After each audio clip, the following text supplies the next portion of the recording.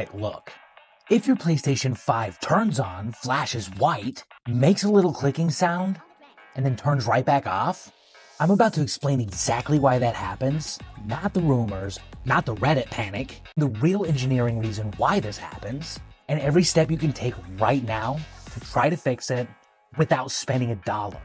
Your PlayStation 5 isn't dying, your power supply is probably not even fried, and your console isn't dead, it's just protecting itself.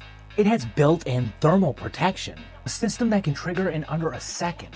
If the sensor detects any temperature spike, even a false one, it does a forced shutdown to avoid frying the APU. And the number one thing that causes that spike? Dust choking the first 2 inches of the airflow path. Right here, this tiny area is where most PS5s die. You don't see it from the outside, you don't hear it, but dust sits right behind this intake flap. And as soon as the fan tries to ramp, instant choke, instant thermal spike, instant shutdown. This is why it feels random. This is why it happens on startup. And this is why half the time it gets worse every day. First things first, let's unplug your PlayStation 5 for about 60 seconds. That resets the thermal logic. Second, pull it away from the wall. Give it space to breathe. It needs airflow behind it.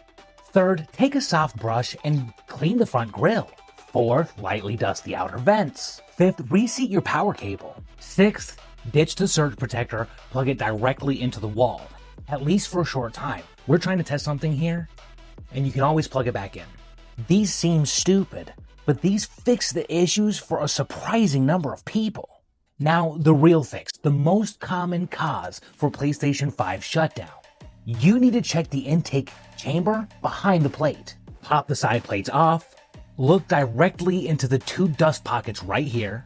If those pockets are clogged, even a little, the fan spins up, can't pull enough air, the sensor detects a false spike, shut down. And that click you hear? That's the protection relay. It's doing its job. If you see dust, you have to clear it. What universe is this? Brush, microfiber cloth, gentle air duster, and no, I don't mean canned air. Use something like an air bulb or an electric blower. That way you're not putting moisture into your system. Clear the pockets, then hit the edges of the fan housing. If your PlayStation 5 has been overheating for a while, your thermal paste might be actually cooked. I always get hate when I say it, but it's totally true. And it happens in every other electronic, so why wouldn't it happen to your PlayStation 5? When the paste goes bad, the heat jumps instantly, especially when the system boots. That will trigger the same shutdown you're experiencing. This is where a paste like Thermal Grizzly makes a massive difference. And thermal pads on the VRM area can really help stabilize your temps. This isn't required for everyone, but if you've had shutdowns for months, it's worth doing. Now, the rare stuff. Faulty power supply capacitor, fan isn't spinning at the right RPM, HDMI port micro fault causing shutdown failure, sensors stuck in an overflow state, but straight up, these are like 1% causes. Most of y'all are never going to see them. And honestly, in my experience, cleaning your system is 90% of the battle. Cleaning your PlayStation 5 fixes 90% of the shutdown issues before you ever get there. If you need the tools, I put together the exact kit I use for all of this. It has the right type of air dusters I was talking about, the pry tools, the thermal paste, the brushes, the alcohol wipes. It's literally the entire PS5 Emergency Fix setup. It's in the description and in the bio. Grab it if you want a full, safe setup to get fixed this holiday season. And if you just wanted the explanation, hey, that's why we're here. We're dropping PlayStation 5 fixes every day.